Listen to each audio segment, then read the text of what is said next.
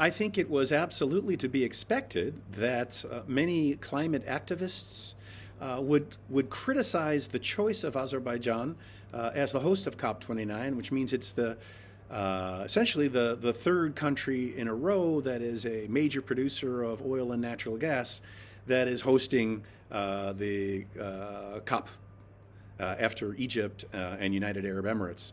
But I think that's an overly simplistic view.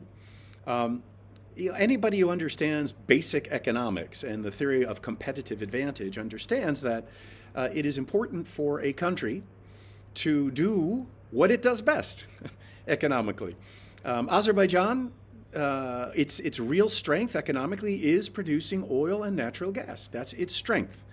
And so other countries that aren't effective at that and who haven't been industrialized and therefore haven't been emitting large volumes of greenhouse gases would logically not try to become oil and gas producers, but should instead do whatever they do best in their economy and then receive payments or money from the more developed, the wealthier countries.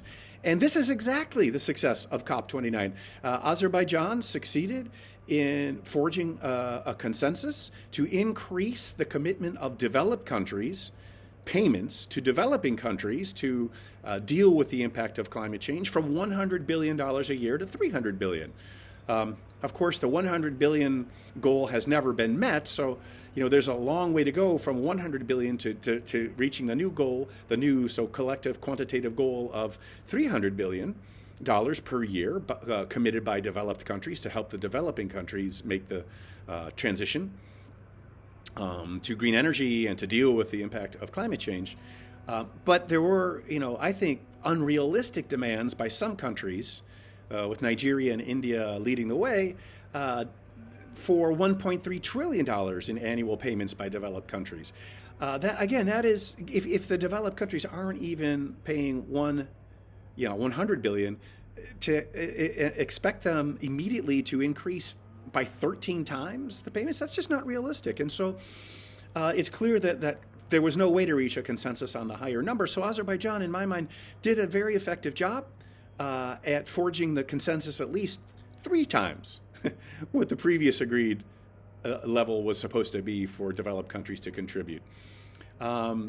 Also, I think reaching agreement on the so-called Article 6.4 of the Climate Change Treaty, or Agreement of Paris, which is to establish a carbon credit trading market, is really important. That was one of the, or maybe the last major element of the Paris Climate Agreement that had not been agreed, and Azerbaijan was able to engineer that agreement.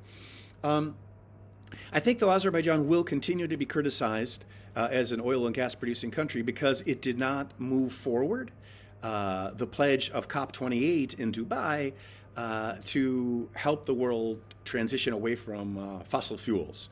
But that's not a surprise. Azerbaijan made clear that that was not going to be its goal for COP29 and that this would be a finance COP. And I think as a finance COP, Azerbaijan was successful.